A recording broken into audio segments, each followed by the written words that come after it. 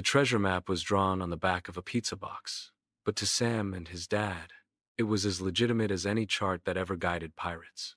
X marked a spot near the bend in Willow Creek, a place where the water ran slow and deep. "It's not about getting rich, Sam," his dad said, hefting two rusty pans from the trunk.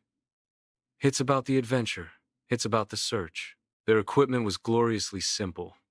2 pie tins with holes punched in them, an old spaghetti strainer, and a jam jar for their nuggets. The summer sun filtered through the willow trees as they waded into the cool water. The technique, his dad explained with the gravity of a seasoned prospector, was all in the wrist. You had to swirl the water and gravel in the pan, letting the lighter material wash away, hoping the heavy gold would settle at the bottom. For hours, they swirled and sifted. They found plenty of fool's gold sparkly flecks of mica that danced in the sunlight. They found interesting rocks, shaped like hearts and arrowheads. They found a rusty bottle cap and a very confused crawdad.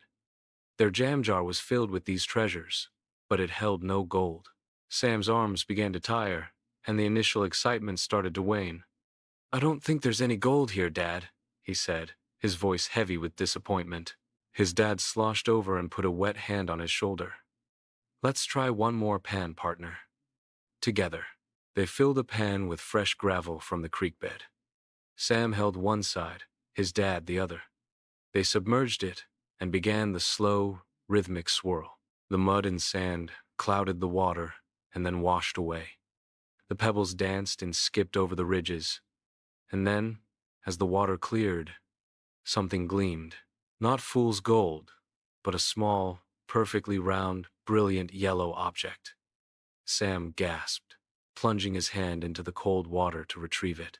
It was a glass marble, the kind with a beautiful, swirling golden core. "It's not gold," Sam said, his shoulders slumping slightly. "Look at it, Sam," his dad said softly. "It's been tumbling in this creek for who knows how long, waiting for us to find it. That's better than gold. That's a story." Sam held the marble up to the sun. It glowed. A tiny, captured star. He dropped it into the jam jar with the other treasures. They hadn't found wealth, but as they walked back to the car, their shoes squelching and their jar rattling with the day's finds, Sam knew his dad was right.